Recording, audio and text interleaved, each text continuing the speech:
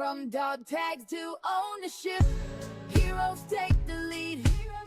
Stories of veterans building dreams with passion, drive, and speed. From service to success, we're here to inspire the quest. Dog tags to ownership, we're the best. Take the prize. From the battlefield to the boardroom, this is Dog Tags to Ownership, the podcast where veterans share their journeys from serving our nation to leading in business. Hear inspiring stories of grit, growth, and the entrepreneurial spirit that drives those who've served to succeed. Tune in and take the first step toward your own mission in entrepreneurship. Military One Percenters, welcome to Dog Tags to Ownership, where once a week we interview veterans who charted a path towards entrepreneurship. Here, our goals are to share resources, advice, and success stories about starting a business, discuss strategies for building financial independence and creating your own path, and most importantly, build a community to support each other through the challenges of transitioning from service life to civilian ownership. Today, we are excited to introduce J.R., Arce, and Andrew Milner, the founder and CEO of Waza Media, a service-disabled, veteran-owned digital marketing agency who understands teamwork and precision. Andrew is a service-disabled Marine veteran, and J.R. is a current Army PAO in the reserves. Gentlemen, welcome to the podcast, and thank you so much for joining us today to discuss your journey from dog tags ownership. How are you all doing? Doing great. Glad to be here. Thanks for having us.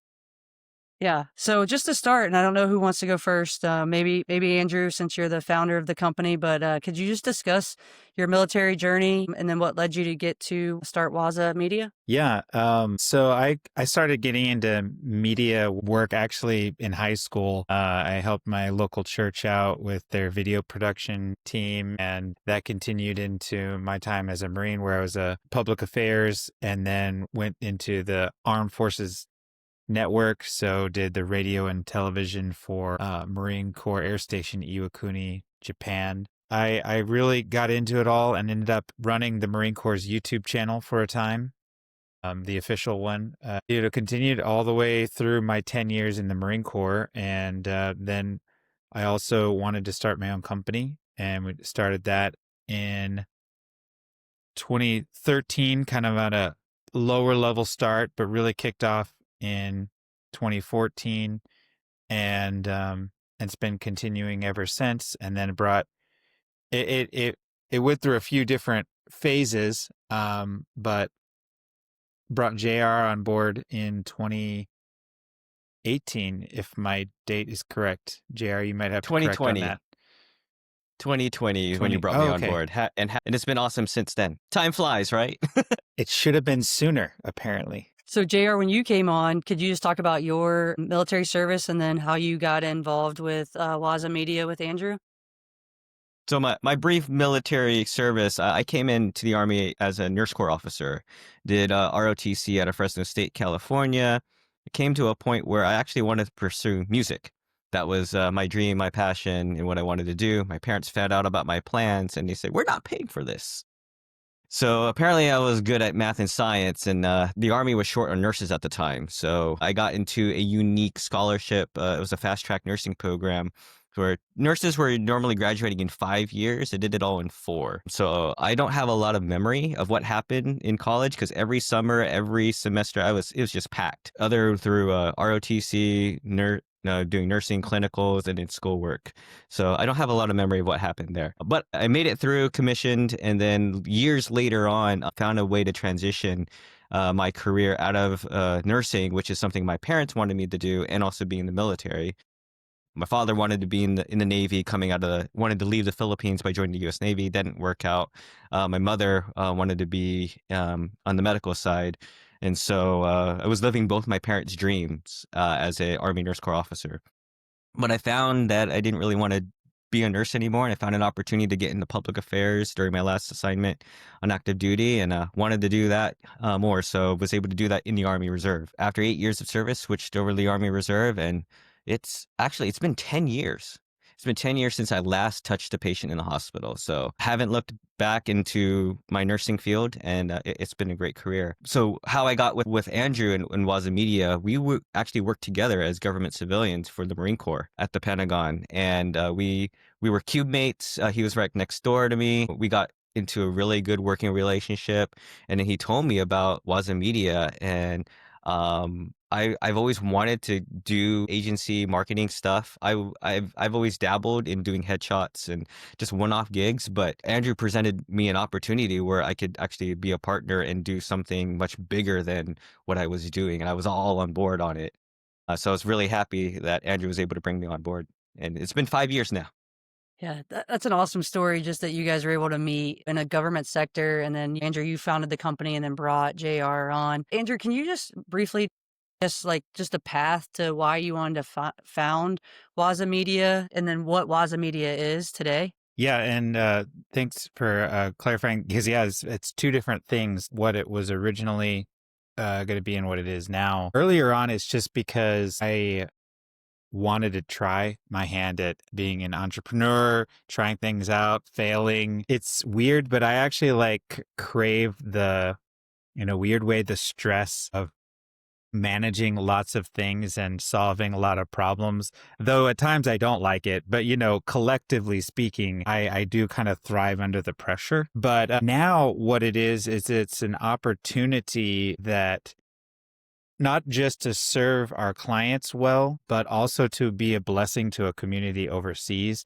And so through business, I'm able to really JR and I are able to bless communities here in Indonesia, giving good work, actually bridging the gap where there's a lot of misunderstandings of people from different religions. So I'm Christian. I grew up Christian since I was a kid, same with JR, but we have a team of Muslims. And so we have a lot of great time just sharing, understanding what we have in common and what we don't, and creating this culture that thrives in that, where, I don't know if you guys, in the Marine Corps, we have hip pocket classes, these short, sweet, to the point classes to get out across the point. I'm able to do that in a setting that encourages study of each other's faith without even any kind of pressure to agree.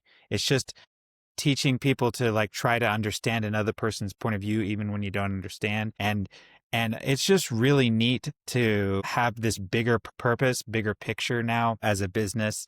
And at the same time, even though it's been a hard road because, of the need to uproot my family, and we've learned a culture, we've learned a language in order to be able to manage a team here.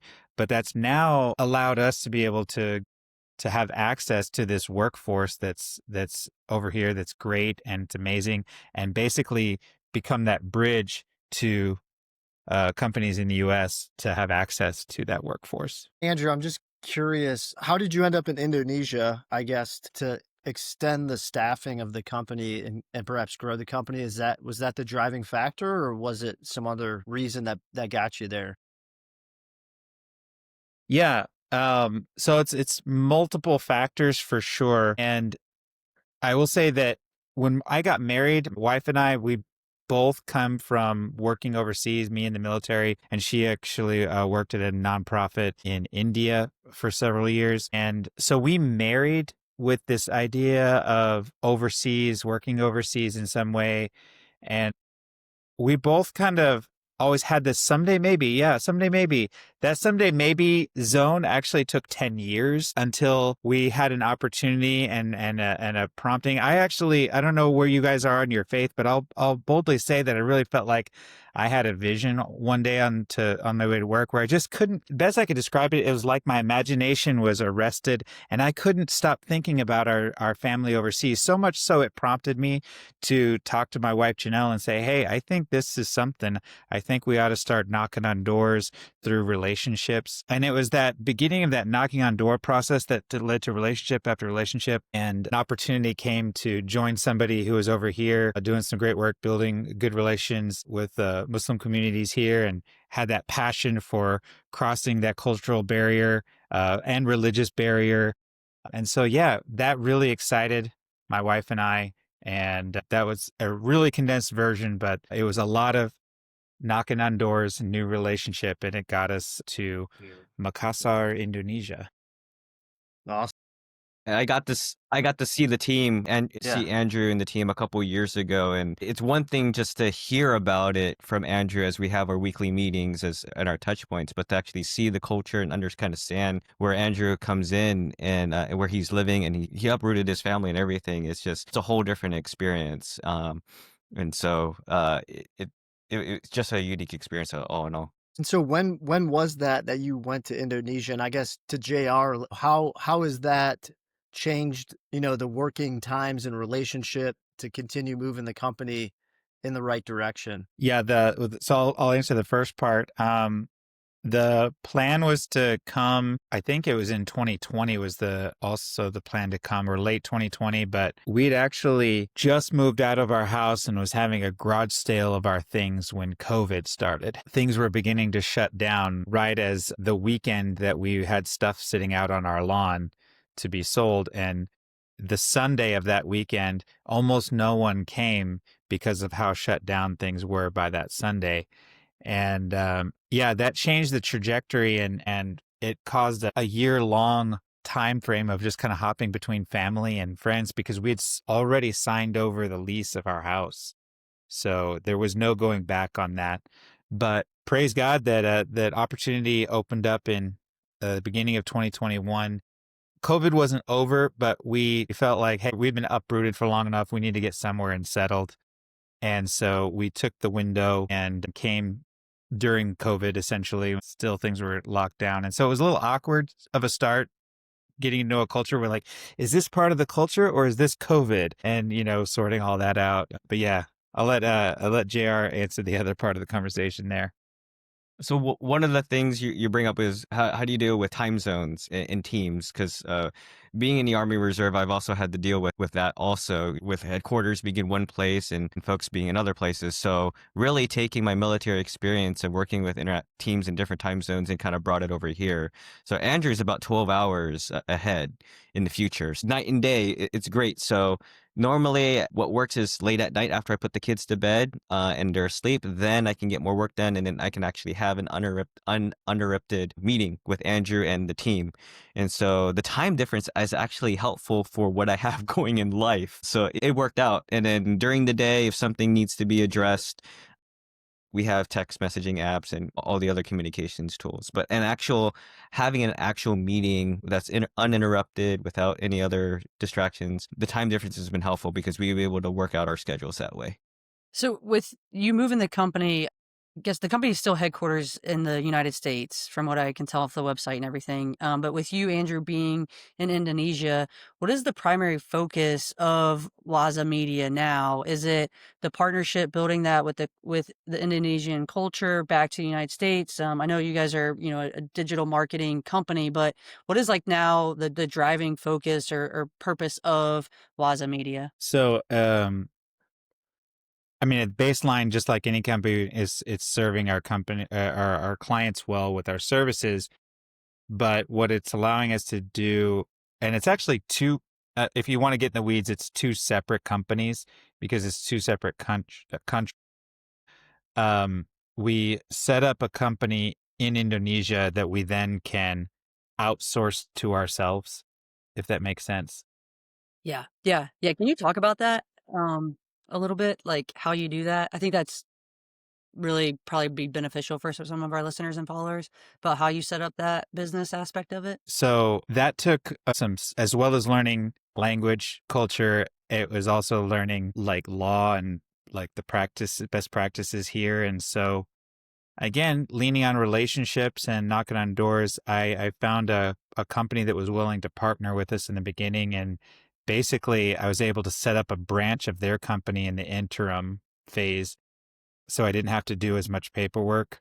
And I was hired on as the branch manager until until it was like last year was when we transitioned to, okay, feel like we're on our foot, and we met our agreements with that company and launched our own, what would be an equivalent to like an LLC in the United States here in Indonesia. And so once we had that set up, Waza Media in the US became Waza Media Indonesia's client. So Waza Media America is the client of Waza Media Indonesia.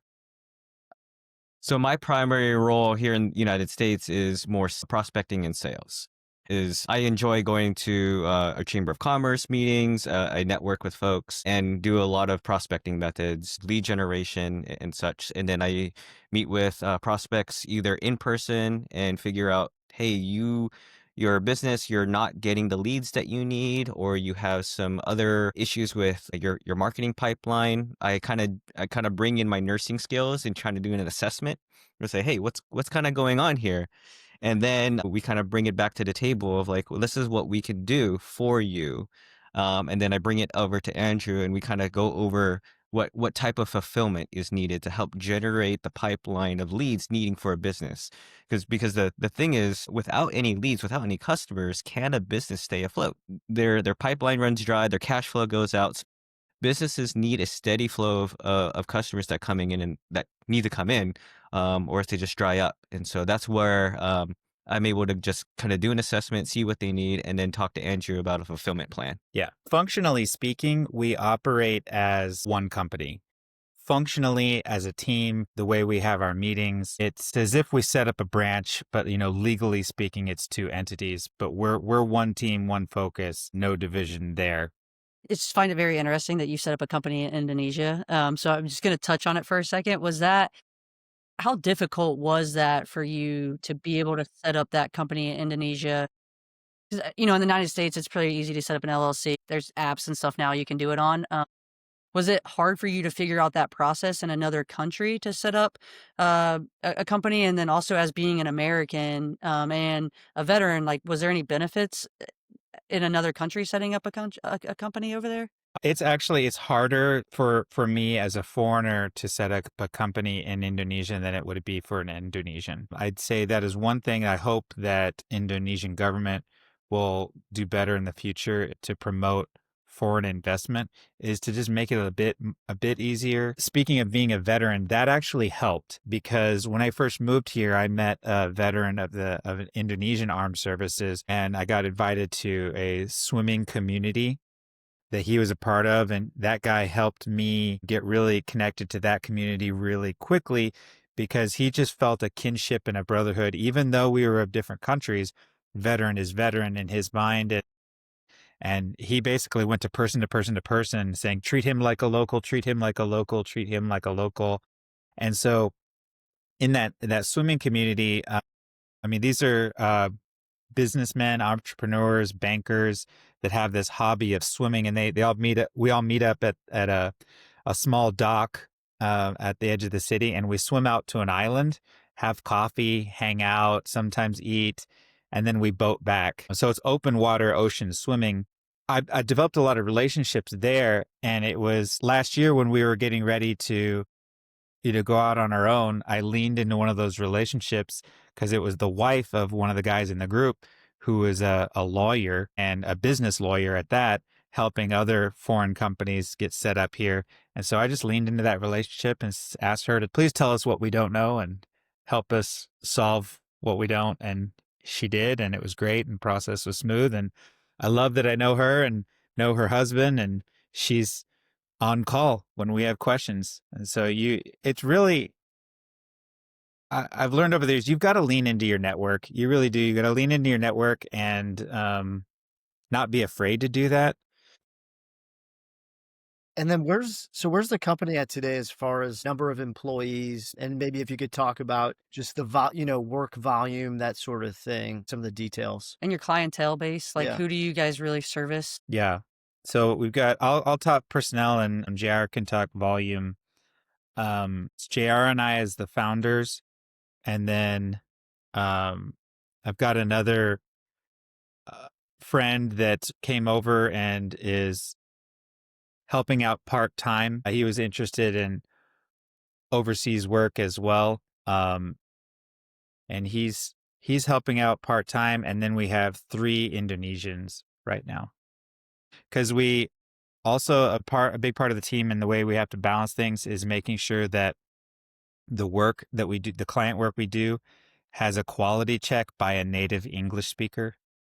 That's one thing that not all outsourced companies have. And so we're trying to maintain that we quality control via a native English speaker. So a lot of the services or the clients that we have are home-based services. So home services, electricians, HVAC, carpet cleaners, they're great at doing the actual work and the technician side, but not a lot of them are good at the business side. So in the prospecting, it's a lot of just reaching out to, hey, who's fixed my circuit breaker recently? And then just having those warm conversations is just starting from that point. Or just, having warm human interactions there, and then just going into other business places where other business people meet, like chambers of commerce or networking events and such. And so really just having organic conversations about what's going on in your world and how can I help you bring more customers and such. And so home service businesses are one of the types of clients that we have. And the volume of work that's done, and this is where our military training has kind of come into play, is that we go into units and organizations where it's plug and play because they have standard operating procedures. These SOPs are necessary for people who are leaving to come back, or just easily transfer processes and information so another person can run with it. And so using technology, we're able to do video screenings of, how to do a process and then have it transcribed and then reorganize that transcription into a step-by-step checklist. And so taking that military experience of training and implement it into our agency has been very, very helpful for streamlining and being able to train new folks that need to come into our team. Can you talk a little bit, JR, just about what's the impact or what are the results, I guess, do you have, some results that you could kind of share with? We took a home cleaning company. They were getting X number of clients and then you 10X that, or what kind of outputs are there? So with some of the services that we have, like lead generation, that's really a process to get more clients. Usually a lot of the home services businesses already have a client base, but they haven't really done anything with it. So one of the easy wins that we're able to do is take an existing client base and just continue to tap into that. Some businesses don't even think about that. And so we can get one business that we worked with that's been doing a message marketing system with us for about 2 years now, just by tapping to his base of about 3,000 former clients in a carpet cleaning business. Just tapping to those gets about 10 to 20 different customers just for repeat business. Now, not everyone needs carpet cleaning every month, but we spread it out strategically so that way every couple of months you need a little ding and a little reminder, hey, the weather has changed, it's summer, it's school, the pets are out, we have these little reminders and these little nudges and these little pokes and say, hey, you might need some carpet cleaning and here's an incentive, a limited time offer. And so we work on these in order to get home services businesses just tap into something they already have, an existing client base. On your website, it talks about your social media marketing as well. So do you also help those companies build social media? So I know like a lot of those home services, they don't necessarily have social media. It's all like word of mouth, or they just go and put a business card on somebody's house. Like I get them all the time. How do you all help with the social media aspect of it? And do you build their social media platform for them? You mentioned word of mouth, Julian. Word of mouth is still the most powerful form of marketing.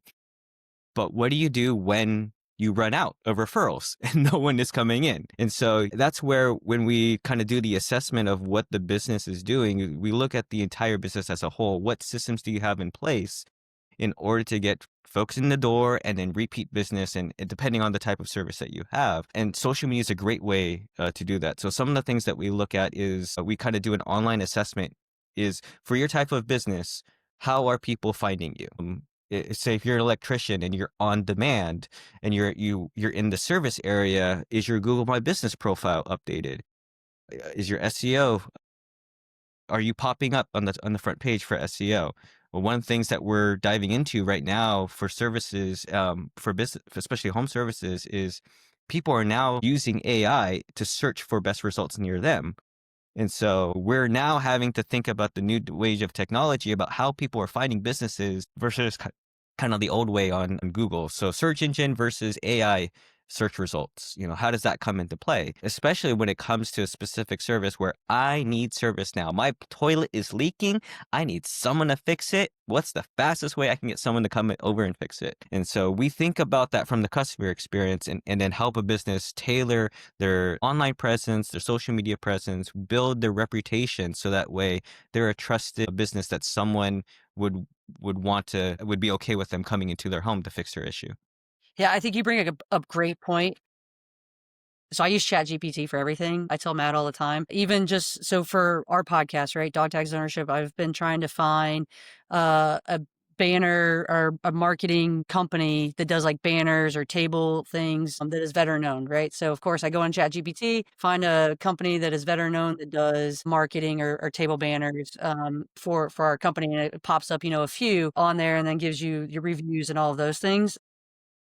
Just find that interesting that you brought up the AI thing, because for a lot of things that we do, just on a daily basis, I know I do, my family is always like, okay, where's the closest dry cleaner? Who has the best whatever? So I guess if you could just expand on like, how are you guys getting into that AI platforms now with all the different AI systems that are out there? Like, are you guys just ensuring that like their websites are up to date, social media, so then it drives into the AI algorithm? So without getting too technical, number one, Google is still the number one search engine. So we recommend that a lot of our home service businesses, you need to have a Google My Business profile, and you need to make sure that's up to date. You have your images, and then the other part is make sure you have reviews. Because social proof is so important for trust and credibility. So really you need to bring up those reviews. If you've got a large client database and you've been in business for 5 years and you have 2 reviews, I got to do some work to build your credibility, especially with your competition around you. Now, with AI in play, one article I remember reading is about 15% of search for home services businesses are done through large language models like ChatGPT. So it's starting to creep up in how many years these LLMs have been in, but we're seeing more people are relying on rather than searching on Google, electrician near me, is they're going to ChatGPT and saying, electrician near me, put my city and state in. And the couple things that we're recommending are that we provide as a service is making sure that you look at your marketing presence online holistically. So we talked about your Google My Business profile. We looked about your reviews, looking at your website. Is it accurate for the area that you're looking in? If you're in small town USA and someone's searching for that, and if you don't have the right keywords in place, that could be, you might not get a match. And so got to look at it from a holistic side and look at all the different pieces that are there. The other part is off-page, which is a practice with SEO, search engine optimization, is what are other people talking about you? And this kind of goes along with what Andrew and I have done in the public affairs part, is we're always trying to find someone else to tell our story. There's more trust signals if more people are talking positively about you. And so in the same way, if you can get other businesses, or if my favorite part is chambers of commerce. Everyone who has a small business, please sign up for your local chamber of commerce. It's a great trust signal. Pay your dues, get your name on that website, get a backlink that goes straight to your Google My Business profile, and that will build more trust signals for your local service. It does great for figuring out, are you a trusted business and do you have authority in that space? So AI is a huge disruptor, and we're learning every day about what it's going to bring to the table. As we learn those things, we're trying to implement that with our customers to make sure that they get the customers they need to on the daily. Andrew, you're going to make a point. I was just actually going to give 2 very different examples of clients that we have that are for very different starting places. So we did social media or we have a client that's a nonprofit, does social work in India, but they fundraise in the United States and are a United States entity. And so we're helping them fundraise, but they really hadn't gotten into social media at all. So we had to start all of those from scratch and get that going. And so they didn't really have a robust engine for getting us content yet. So we leveraged AI. We told them up front, it's like, okay, we're going to have to lean into, photos from the web and AI, but that's not the ideal. We need you guys to work on this system. Gave them checklist. We're creating a form for them to like upload. And the cool thing is we're going to be able to have their crew on the ground that speak only Telugu, is the local language where they do their social work. And they are going to fill this form in Telugu, put up their media, and then we're going to use AI to explain what that is in English and make our content in English for an English audience. And then on the flip side, we have a client that is a church And this particular service is one we're actually hoping to grow and be more of a consistent providing thing. But church already had well-ran social media posts going, but they didn't have a YouTube channel, and they really want to start leveraging that. Not only that, they wanted to have a back history. So we set up this plan of getting them more quickly to having 2 years of a back history and be up to date with their current services on YouTube and start producing the reels for them on a weekly basis. So it's very rhythmic. And so that's actually one service that we intend to have grow is long form content. We call it macro to micro. So macro content to micro content as a service where simply the podcaster or lecturer or the church, those are all good candidates to just put consistent long form content, but then are often just kind of like ready to move on to the next thing to keep up the rhythm, and they don't have the time to chop it up, get all the posts ready, have it get checked, and then get posted. So we set that whole recipe of actions up for people as a service. And so we do that for that church. And so you guys both have a background in PAO. How difficult or how challenging has it been to stay current and competitive in this space? I think in the digital media, digital marketing space with AI. How do you stay competitive with other competitors out there that are trying to do what you guys do? I think both JR and I are going to have to say on this for sure. I'll jump in. Be honest that up until AI really took off, I didn't feel like I had trouble staying up to date, aware. Yeah, I'm too old to have gotten into TikTok, but I get it. I understand. And it's a thing, all that. But man, when AI came on, that's where I actually started feeling like, whoa, this is a lot to keep up with. I mean, but I really feel like JR and I have both leaned in. It's become a regular part of our lives and our workflows so that we can understand it. And it's the use of it is what has generated those aha moments about how clients can use it, possible future clients, or even like churches. We're starting to think of applications via us using it. And it's slowly actually becoming part of our workflows. Like I'll give you one example just within our workflows is that we have AI workspaces that all we have to do is if we have a prospecting meeting with a client, take the transcript from that call, and the AI already has our template and how we roll with everything, and it will spit out the rough draft of the marketing plan that we then just need to double check and give to the client, get their feedback, give their feedback back to the AI because it has all this instruction built in. And so when we give a proposal and they give their feedback, we can take a proposal and we have another workspace that will convert the proposal into a work agreement. So we're not bogged down by these reformatting of, this is now a proposal, now this is a work agreement. That's all minutia that really gets cut down on AI. Now, I know JR has some other examples. There's a lot of great tools out there, but when it comes to kind of selling the marketing services that we use, we don't lead in that we use AI. That's kind of in the back end. Yeah, we'll use all the tools we need in order to be successful in providing these services to get you more clients, increase your reviews. But really, a lot of the folks that we talk to, they're focused on the end result. Is the end, if they use our service, will they get more customers? Will they get more reviews? Will they get more leads who are qualified? That's what business owners really care about. And so as we tell them, we paint the vacation. This is what the end state will look like, and then we'll go and we'll drive back on kind of how the process works, because the clients need to know what the process does and how to get there. But the main thing is this: leveraging our marketing services will get you more customers using digital advertising. That's what business owners care about. And so we paint that first. And a lot of business owners that I've talked to don't mind if AI is being used too much. I had one business owner that I talked with recently. I think he's in his 80s and he's dabbling into AI. And I'm like, wait, it's a great conversation. And then he's telling his grandkids, yeah, you're kind of screwed.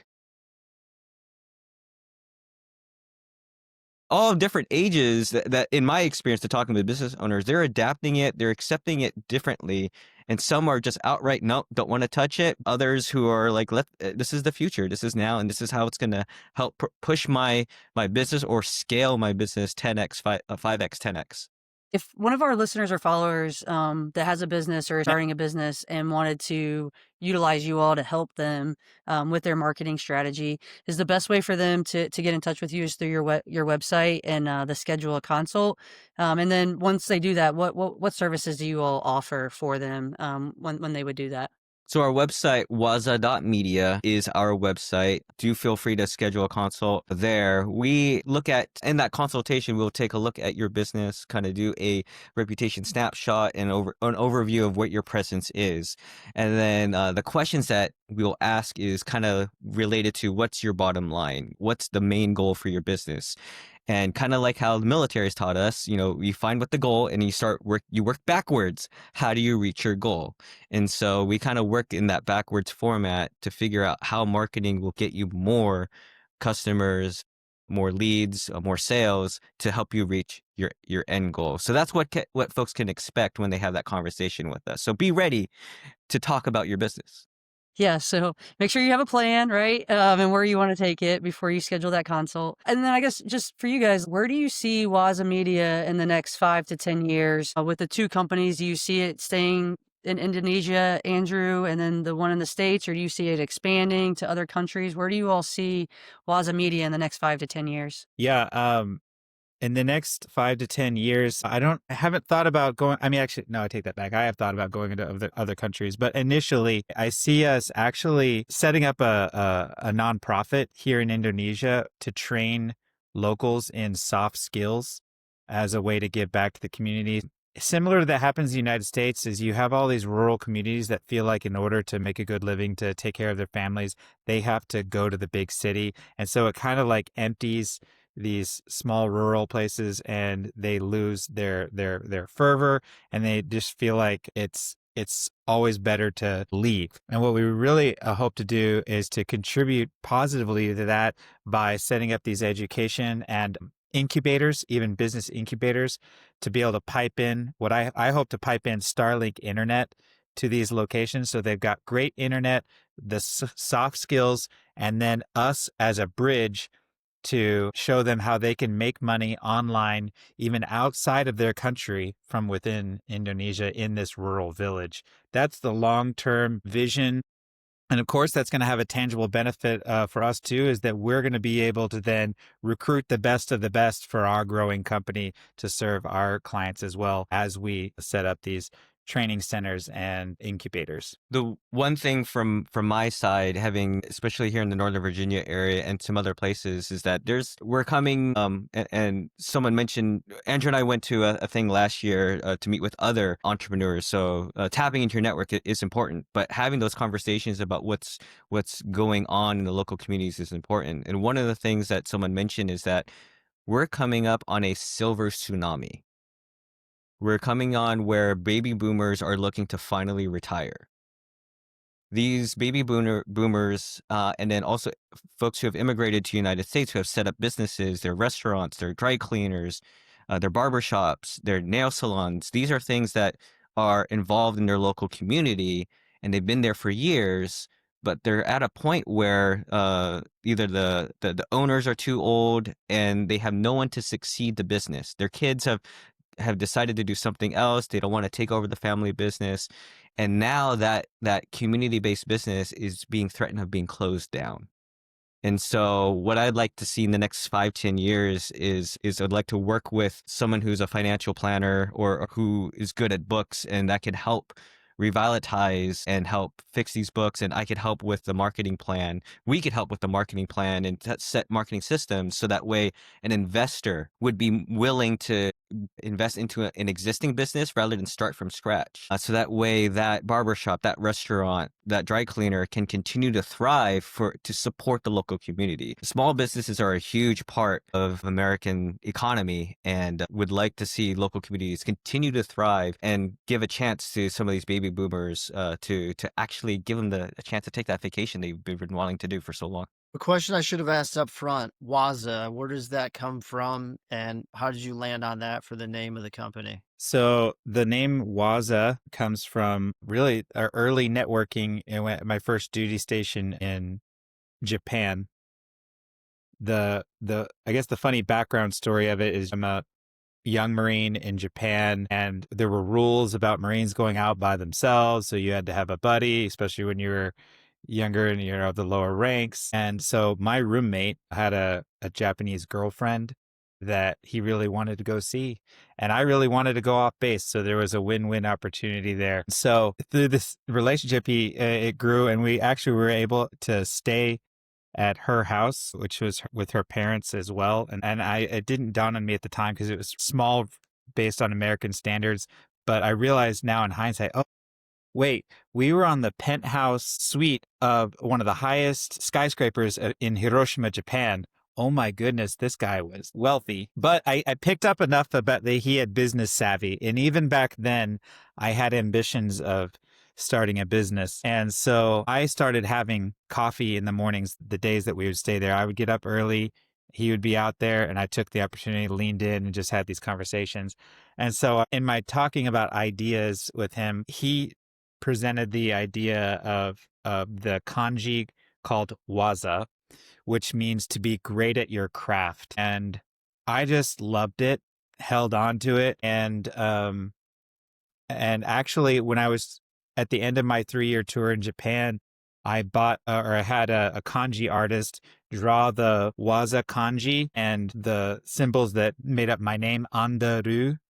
So it says Waza, Andaru, and then the artist's signature. And I've had that ever since until I was able to start the company in the US and bring J.R. on board later on. And so it just means to be good at your craft.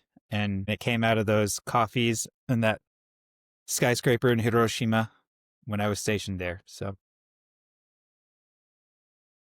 That's an awesome story. And I know we're getting ready to get into our last couple questions here. My focus has been on is real estate investing. So I listen to a lot of those podcasts, read, those types of books, listen to those audiobooks. What would each of you maybe recommend, a book, a podcast to our listeners? I'll start off. Well, one book that I actually read with my local chamber of commerce was the E-Myth. I forgot the author, but it really talks about systems building. There's different parts of the business. Some people need to be strategic, some need to be managers, and some need to be operators. And so that was a really good book of just reinforcing the things that Andrew and I have learned in the military and how to run systems, but bring it into an entrepreneurial mindset. And it got me thinking, maybe we need to build a different version of that book that's more geared towards military folks. So the E-Myth is a great one on my end. I would recommend the book To Sell is Human by Daniel H. Pink. It's a great book to just highlight that selling is a natural thing, and that oftentimes what prevents us from selling is overthinking what selling really is, and that it really comes down to fundamental human relationships, something that we do all the time and don't realize it, and helps someone tap into their natural capacity to sell. Yeah, no, that's a great recommendation. I'm gonna have to look that one up. So our last question for every episode is: Admiral William McRaven authored the book "Make Your Bed: Little Things That Can Change the World and Maybe Your Life." So Andrew, I'll start with you, former Marine. Do you still make your bed every day? Good question. No, I don't. I've given it up. I like to hop out of bed and just get going. I don't have to anymore, so I don't. That's awesome. JR, still in the Army Reserves? Do you make your bed every day? I will have to be honest, I don't. The one better at is actually something to your previous guest, Kimberly Jung. I don't like the dishes being full. So I'm more of, that seems to be more of a focus of let me get the dishes out and cleaned every night and clear that, either hand washing or putting it in the dishwasher. So it's just out of sight. That's usually my thing that I'm more diligent about more than making my bed.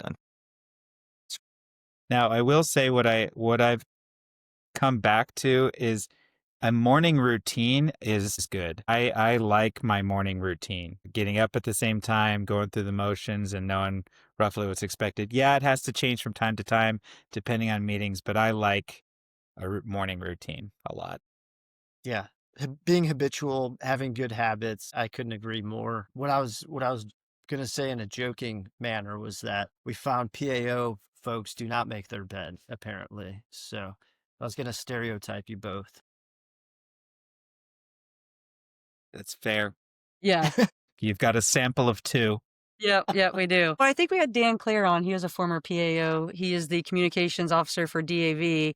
I do not remember, though, if he makes his bed or not. Yeah, I don't know. I'd have to go back and think he did. listen. I think he did. So maybe we're not going to stereotype you guys too bad. And he's also a former Marine, too. But gentlemen, we really appreciate you guys coming on today and talking to us about Waza Media and how you founded the company back in 2000, what you founded it as and what it is today and how that has evolved to you being in Indonesia, JR, you being in the United States, and how you guys partner to really push your company forward. And we really hope to see in the next 5 to 10 years the nonprofit come about and then also being in other countries. So to our listeners and followers out there, if you're looking to really up your social media, your media, digital media game and advertising, look on Waza Media. It's waza.media.com and find them, and I'll link it to the show notes. But two great individuals who are really striving to do great things for business owners. So thank you both for coming on to our podcast and talking to us today about your journey of turning your dog tags into ownership. Military One Percenters, whether you're brainstorming your first business idea, already running a company, or just curious about where to start, Dog Tags to Ownership is the place for you. Please hit that subscribe button to receive all new episodes. Also, if you know someone who has turned their dog tags into ownership, drop us a DM on social media or tag someone. We are always looking for new guests to bring onto the podcast. And as always, Military One Percenters, thank you for your service. Let's continue this journey and working together to write our next chapter. Until next week, keep pushing to turn those dog tags into ownership. From dog tags to ownership, heroes take the lead. Stories of veterans building dreams with passion, drive, and speed. From service to success, we're here to inspire the quest. Dog tags to ownership, we're the best.